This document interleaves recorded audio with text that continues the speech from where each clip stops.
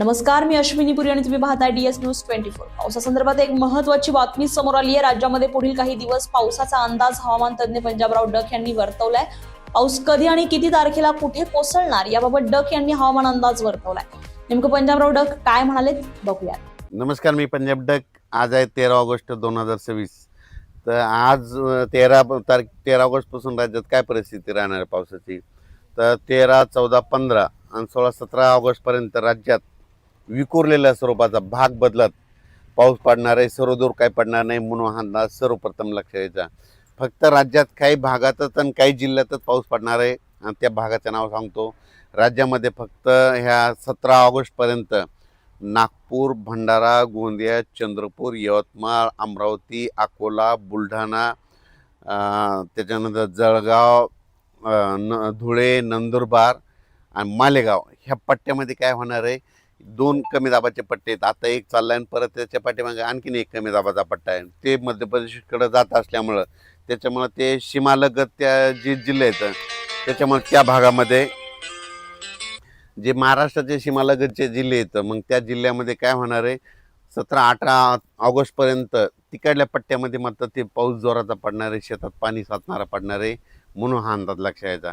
पण त्याच्यामध्ये मग आता मराठवाडा आणि पश्चिम महाराष्ट्राची काय परिस्थिती, तर आधी सुरुवातीला काय करू, जे वंचित जिल्हे आहेत, एक सोलापूर जिल्हा, धाराशिव जिल्हा, लातूर जिल्हा, बीड जिल्हा, सांगली, पंढरपूर त्या परिसरामध्ये मात्र 14 ऑगस्ट 15 ऑगस्टमध्ये ह्या 2 दिवसामध्ये आणि आज देखील 13, 14 आणि 15 ऑगस्ट ह्या 3 दिवसामध्ये भाग बदलत पाऊस पडणार आहे आणि पिकाला लागल तसाच पडणार आहे आणि शेतात थोडंफार पाणी साचणारं पडणार आहे म्हणून हा अंदाज लक्षात यायचा।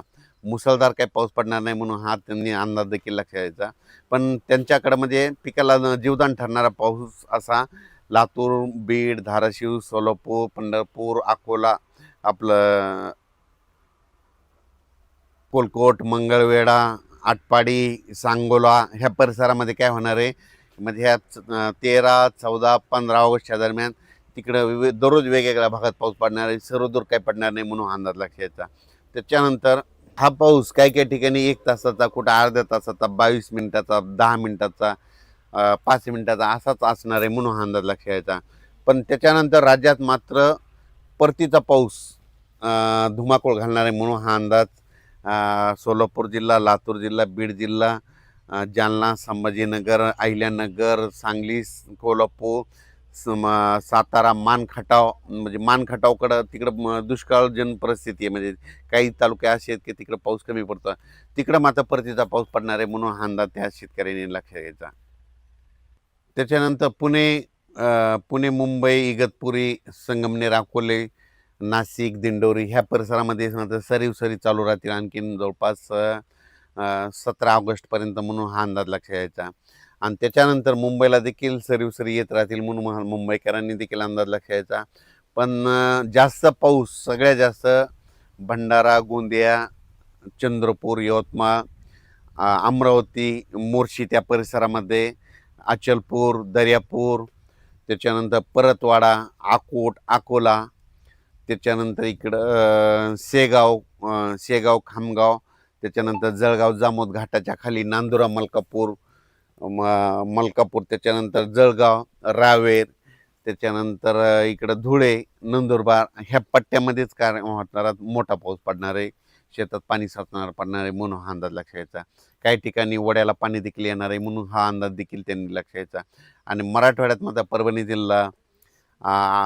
जिल्हा, बीड जिल्हा, लातूर जिल्हा, धाराशिव जिल्हा, नांदेड, हिंगोली, वाशिम ह्या परिसरामध्ये आज देखील 13 ऑगस्टला दुपारनंतर विखुरलेल्या स्वरूपाचा संध्याकाळी पाऊस पडणार आहे म्हणून हा अंदाज लक्षात यायचा। आता मी माझ्या शेतात असल्यामुळं मी जे सोयाबीन 30 जूनला पेरलेलं होतं तर ते तुम्हाला दाखवतं कसं आलेलं आहे। आणि आपली 30 जूनची सोयाबीनची पेरणी हिला कंप्लीट आजच्यानं 42 दिवस पूर्ण होऊन आजचा 43वा दिवस आहे। तर पाहू शकता कशा शेंगा लागल्यात, कसा माल आहे आणि किती वाढलेली। हे बघा असे गुच्छ लागलेले आहेत, 1 2 3 4 5 6 7 8 9 10 11 12 13 14 15 असे सोयाबीनला गुच्छ आहेत हे। हे पाहू शकता. आता हे शेंगा तयार झाल्या. 1 2 3 4 5 6 7 8 9 प्रत्येक प्रत्येक गुच्छाला 9 शेंगा आहेत. हे संपूर्ण असा प्लॉट आहे. याला एकदा खत दिलेलं आहे, TSP दिलेला आहे.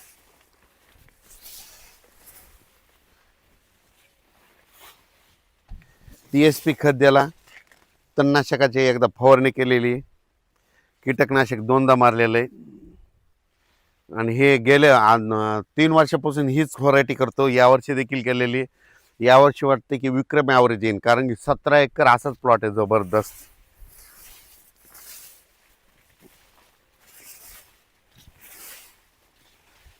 सतरा एकरचा प्लॉट आहे संपूर्ण.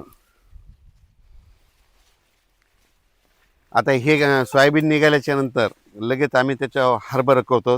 2च पिकं घेतो, कारण की सोयाबीनचं बियाणं घरचं, हरभऱ्याचं घरचं. तर ह्या सोयाबीनला 1 2 3 4 5 6 7 8 9 10 10 असे गुच्छे येतं. तर त्याच्यामुळं पीक चांगलं येतंय. आणि विशेष म्हणजे शेतकऱ्याला सांगतो की सोयाबीन फुल असलं आणि हे सुकलं की समजायचं त्याची शेंग तयार होईल. तर बरेच जण ते मला फोन येतात की आमचं सोयाबीनचं फुल जळून चाललंय. ते जळून जात नाही, ते सुकलं म्हणजे समजायचं शेंग तयार होईल. आणि सोयाबीन पिकाला जितका फुलं लागल्याच्या नंतर जितका ट्रेस भेटल, म्हणजे ताण भेटल, तितके फुलं शेंगा जास्त लागतात. आणि नेमकं फुलं लागले आणि सोयाबीनमध्ये पाऊस पडला की मग काय होतं, ह्या फुलामध्ये पाणी जातं. हे पाणी गेल्याच्या नंतर हे काय होतं, याच्यामध्ये पाणी गेल्याच्या नंतर हे फुल चिटकतं आणि गळून पडतं, म्हणजे बुरशी लागते.